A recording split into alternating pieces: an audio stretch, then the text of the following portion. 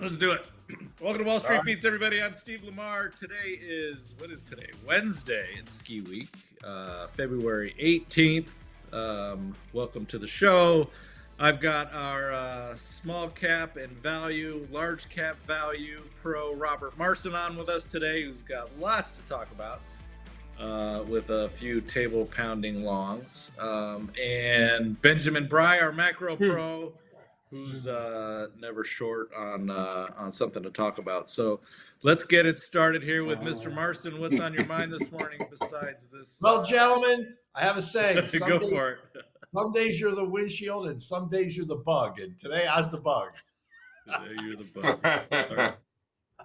So, yes, being a contrarian is not without its difficult periods. And with one of my stocks, a former table pounding buy company called SimilarWeb, it is pounding me under the table. It's been that challenging. Okay. So, the stock was 17 last year. They sell data, digital data gathered from all around the world. And, it's they sell it as a service. And the stock, when the stock went from down 50%, it hit my buy screen. It's too cheap. And I bought some stock, talked to the company, lots of research, including experts and users and analysts in the company, and decided to make it, for me, a normal, a large position for a speculative Israeli company, because that's what it is. And not only is it a speculative illiquid company, but it has what's perceived by the market to be existential risk from AI. And with that, there's no valuation level that's making it safe. So I started buying it at 8. I bought it down to the 4, and today it's down 30% after a few percent earnings miss and sales miss, and a few percent guide down for this year. So to frame it, I've bought deep value contrarian software stock my entire life, starting with Lotus Notes that IBM bought out. And the rule of thumb was, since they generally trade at 5 to 10 times sales, you buy them at 2 or under 2 times sales. And every time I bought a stock under 2 times EV to sales in software, I've doubled my money at a minimum. And when this stock hit that $8 range, it was 1.5 times EV to sales. So I thought that was the beginning, and I started to accumulate it. And with all the research I did, I bought it up to a few percent position, which for a very small speculative stock is a large size position for that category for my long portfolio. So they announced news yesterday, and it has destroyed the stock. It has been interpreted as disastrous. And while in my contention, it's disappointing and not disastrous. So they have 81%. They ended the quarter with record sales, record gross profits, record cash and no debt, record backlog up 17% from the prior year, record percentage of multi-year contracts for their customers, 60%. And they claimed 2 very large LLM customer deals slipped into Q1 from Q4 and was responsible for the miss. So the company, to be conservative, they argue, lowered their revenue guidance outlook for the year. Well, lowered it, initiated it at 10% revenue growth. And 10% is disappointing. It was supposed to be 13 in my book, accelerating to 15. So that's not insignificant. But at today's price, the stock is 0.6 EV to sales. Wow. It's pushing nearly half of revenues. Now, they had a competitor, SEMrush, that's being bought out now. They're in the process of getting approval to be bought out at 300% of sales. So that's the difference here. The market has gone from treating this news as a slight disappointment to a company that's doomed to go bankrupt. Could that happen? Absolutely. I've always said that there is existential risk that AI obsoletes this company's business model. If you're in the software business, you could argue that Salesforce business model is obsolete too, right? You could argue that Workday's business model is obsolete. You could argue that eventually Microsoft's business model and software might be obsoleted. I don't know. There's this massive unknown hole that one could argue that every software company is going to fall into. It's just when, not if, as AI coding and software creation gets extremely fast and extremely free. So that's what the stock market is saying is going to happen here. I don't know that. And when you buy contrarian, you have to pay for the worst case not happening. I rarely buy stocks where the worst case is doom. A bad idea for me is typically something like, Ceragon, where they missed their number by 20% for the year and I broke even. I'm breaking even on the stock. That's a typical flub when you buy things down and cheap. And if you're aware that the business is going to implode, you tend to figure it out before the market figures it out and get out, with a small loss or a break even level. But in this instance, the market went straight from, disappointed to doomed, and a $310 million business with 80% gross margins, still growing 10%. You know how many companies in the world, in the U.S. stock market, grow 10% organically? If I did a search of the S&P 500, my guess is it's probably less than 20%, I would say. So they're still a pretty good company, and they're still growing. And so what do you do? What do you do with this thing here down 30% this morning, Robert? It sounds like it's already a decent sized position for you. Do you press it? I have. Sounds like you still like it. I like it. It's always been a contingent buy, right? If AI doesn't put them out of business, my expected return on this is $1 to $25 over 5 years. Okay, it's hard to make. It's hard. They have $1 in net cash and no debt. Okay, so it's hard to even say that they could go to $1. So I've limited my capital, and I always, to prevent myself from averaging down in a bad situation, I limit the dollars I invest in every category. And my limit was hit. My limit was hit at 4, so I don't have any room for 2. Now, if it goes to 1 or 1.5, would I violate my limit? Probably. If I didn't own the stock, I would definitely initiate a lottery ticket size position today, because again, these guys have 11% of their 12% of their business is AI related. It was low single digits here. They have 4 AI products, and they're starting to sell their data to all the large language model companies out there. So and they're integrated. They announced today they're going to be integrated with ChatGPT. They're already integrated with Claude. They're have a revenue share with an AI Manus, MANU. I think it's Manus that Facebook owns. An LLM. Yep. So they're working hard to get their their AI exposure to be positive and not a risk. So we'll see how things. The only way they could, I can't prove that they're not doomed.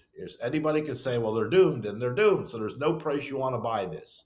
And that could be the case. No one knows here. There's so much. No one knows. So much rapid. So this is a lottery. This is a lottery ticket buy now, and my bet is if this was in Ben's portfolio, he'd have been stopped out this morning. Just get me the fuck out and let's move on to the next one. Given the stock's down 30%, and I'll bet that's how most people are treating this morning. Yeah, absolutely. And if I'm down 60%. So if it might not hurt to sell the stock, wait 30 days and buy it back, because you just don't want to look at down 60% positions. It annoys the shit out of you, right? You know what they say though. There's always 100% more. So right. More. So it won't be with no debt. There's no financial risk. There's no leverage risk.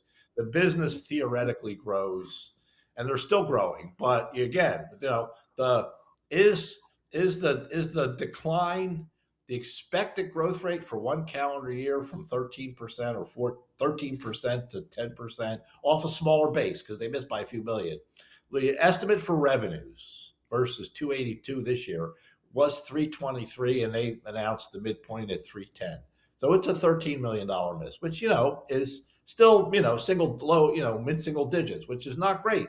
But is it worth a stock to be down 80% from its 5-year high with net cash, with cash flow positivity?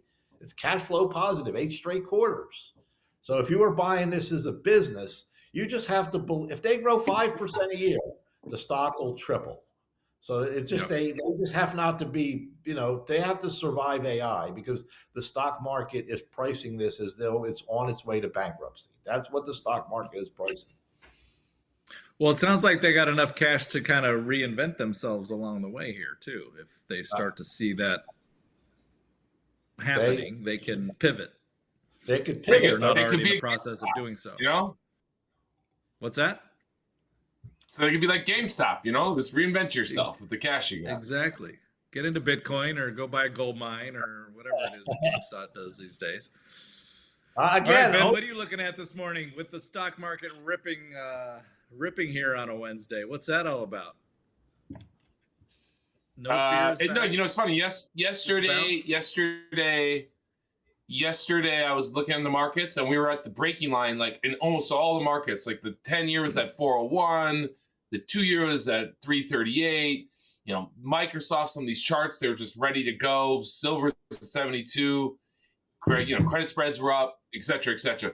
And it was funny because I was looking at like 10:30 or something like that. I was telling one of my partners, I was like, I think it's going to hold. It looks like it's going to hold. And it held. And then vol went down 10%. And one thing I did, I swapped out of my H7s, SOFR H7s into Z7s last week. And, I basically picked up 12 and a half basis points. It was like 96.85 versus 96.73. So when you get 9 more months and 12 basis points, seemed good. That actually is compressed 6 or 7 basis points, which, when you trade a spread on a forward curve, you can get independent of what the curve moves. Yeah, pretty good. I'm done with the NVIDIA. I tried that. I decided that was enough. You know what? I didn't make any money. I didn't lose any money. I've been involved with this AI company, and I'm now convinced that the architecture is going to improve so much, and there's going to be so much compression that the token, there's going to be a compute surplus on the horizon. Now, these guys will have a good quarter or two, whatever. But here's what I'd say: in a bull market, when you spend a bunch of CapEx, Apple would agree with you on that, Ben. Apple is amazing. Not buying into those this guys, CapEx. those guys are going to come out of this thing with a new CEO. They didn't blow a bunch of money. Someone's going to go belly up, and they're like, you know what? Bring it in. We'll take a year off of buybacks. We'll just bring it in. We'll take it on the cheap. Exactly. Thanks for doing all that work. We'll buy your capital at 25 cents on the dollar. You know what? Maybe we'll buy a little similar web just to tickle Robert a little bit. And that's a joke, buddy. I'm sorry. Maybe a little too early. And so he needs all the love he can get this morning. I should sell in a bull market just to jinx it positively. Okay. In a bull market, when you spend capital, the market rewards you. And all you have to do is go back to last September, where Robert would ping me every day and be like, look at this shit. It's just unbelievable. Oracle's putting a flyer out and getting trillion, a couple $100 billion of market cap. Well, those days are behind us. And because the idea is you put more capital to work, you get higher return on capital, blah, blah, blah. Well, in a bear market, it's the opposite, where when you start spending capital and the market doesn't like it, they start punishing you. So you're seeing that. You saw Amazon and Microsoft's earnings, they dropped them by like 10%. Meta in the fall got dropped for the extra spending. So I think if the market is going to punish these guys, they're going to be aware of it. Buybacks are going down. hard for retaining employees and recruiting employees. There's going to be a point where, remember, these guys are just stewards of their stock price, that they're going to have to say, you know what, we're going to pause this a little bit. And then I'm telling you, as someone who's on the front line with this AI company I'm involved with, it doesn't take long to realize that the architecture of compute and the efficiency of stuff is going to improve and improve and improve, just the same way it did in the .com. And so you could have a compute surplus. And I'm not there yet, but I mean, I do have an EWY risk reversal, but I'm not going to tell people to do that yet. But we're going to get close, because the moment these guys pause or take a breath, these things are going to get dropped like SimilarWeb. You know what I mean? Like just absolutely 30% down that day. And I'm talking about the EWY, which is the ETF for the Kospi, the Korean market. You're talking about SanDisk. You're talking about Seagate. You're talking about Micron and NVIDIA, SMH, all that stuff. The Powell Industries that Robert and I looked at and stupidly didn't buy, Vertiv, all that stuff that's in the, right in the face of the fire hose of CapEx. There's so many people hiding in there, especially with the SaaSapocalypse thing. SaaSapocalypse, is that what we're going with? Or SaaSACRE? It could have been SaaSACRE too. I think SaaSACRE is good. Better. I like SaaSACRE because I've been SaaSACRE. Okay, the SaaSACRE has a lot of guys having to hide somewhere. So I think one of the places they're hiding is all the stuff that's like, hey, at least I know earnings are good right now. And so I think there's a crowded, just the EWI is up like 35% year to date so far. And early in the year, small caps and everything was going really well. We've obviously given some of that back, but the Kospi is not. The Kospi stands alone. It's like going to be the next silver, in my opinion. Which, by the way, I did catch that short. So you punted your NVIDIA long, or did you get short semis, or did you get short anything? Yeah, I have a short on the SMH.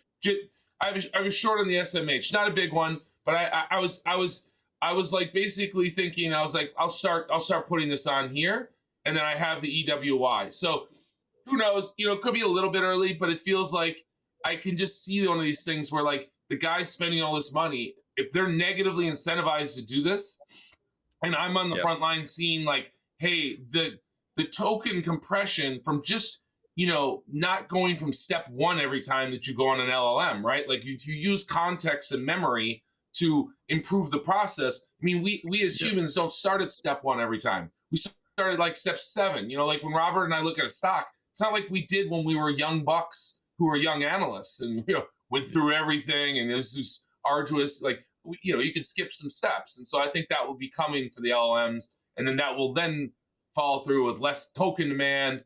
And then better models, less need for GPUs. The memory thing also, like, let's be real, man. SK Hynix basically has been refinanced 3 times in the last 20 years, okay? And I remember buying Micron in 2016 for like $9 when there was no DRAM left because it's a commodity. They're having a moment, but just so does lumber. So does, lithium. Like these things happen in commodity markets. Like silver just had one, but don't confuse that for like the new NVIDIA or something. You know what I mean?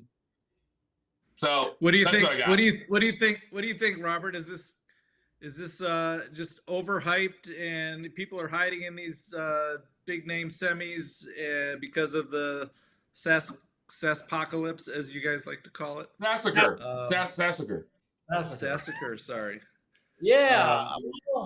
I agree with Ben. I think you don't need as these things get smarter, software is going to make all this CapEx way more efficient as time goes on, and you're just not going to need as much of this stuff. I think I think that's a risk. That's an intermediate term risk. The short term risk is everybody is now finally starting to acknowledge that there's massive delays in deployments, data center from infrastructure, delays and restrictions. And I think the big 5 hyperscalers have warehoused so many GPUs that there's going to be an air pocket in GPU orders and GPU sales. And I would be surprised if that doesn't happen, in a few quarters. Really surprised. You're saying just because they can't get these things built fast enough because all the other parts required. And Ben's buddy talked about the power problems on one of your shows, and you sent it to me, and I watched it, and there's massive. I had actually a buddy of mine came over for the Super Bowl. He's a nuclear engineer at 3 Mile Island. And he said, Robert, we're way behind refurbishing bringing this plant up. We can't find people to splice copper wires. He said, we can't find electricians to do basic electrical, installations, and putting us way behind schedule. So if you think you're a hyperscaler and you can overpay your way to being on time and on budget, even with a no way. Your whole life you've been able to buy your way to the front of the line, okay? Because you have the money. You can't buy your way to the front of the line because you can, but that doesn't matter. There's nobody at the front of the line to service. You're in the restaurant and there's no chef. There's nobody to take your order. The point here is right, and it is actually something. If people are interested, they should go watch my podcast, Betting the Squirrel. We had my buddy Tom Jens on, which he's talking about, and he trades physical power, and he doesn't bullshit. He just runs by every constraint there is: transformers, human capital, interconnect queues. There's lots of stuff that people don't think about when you're just a tourist. And really, the only incremental supply there is in power is solar, and you know that because you just saw Amazon buy this big solar field out in Washington from a bankrupt solar provider, and the utility was like, they outpaid us. So they did outbuy in that case, Robert, but there's just not enough supply to come online, and so it's just going to fall short. And so I'm just surprised that they don't just think about it the opposite way, which is let's figure out how to make everything more efficient rather than let's just spend.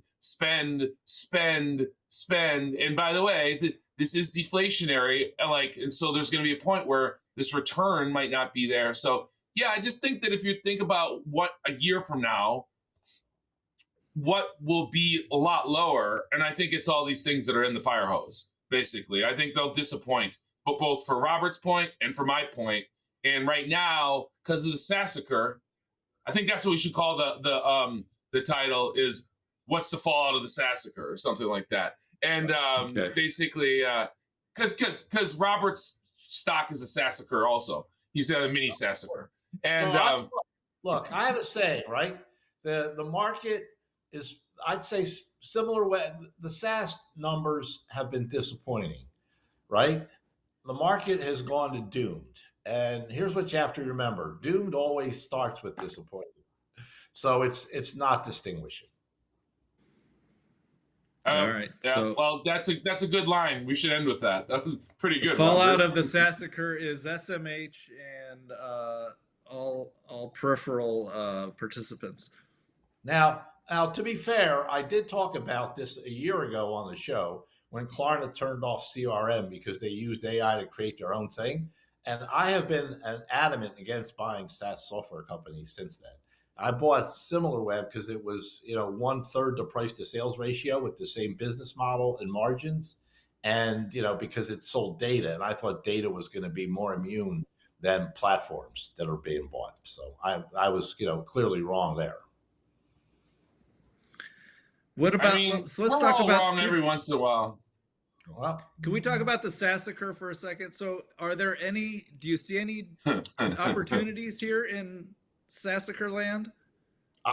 Again, I'm a contrarian. I wouldn't touch a conventional. You wouldn't touch any of them. Okay. And I've been saying that for a year or so. Look, here's the deal on that. There's some of these are going to be fine.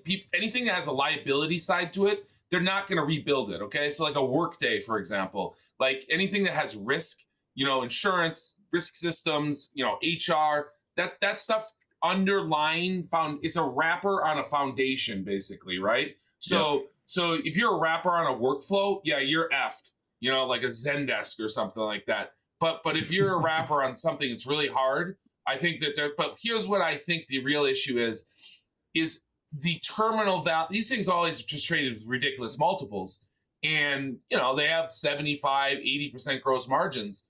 Well, there'll be a question of will margins come down? Probably. And then what should the terminal value be? So I think we're having a terminal value re-rating because there's just a lot of uncertainty.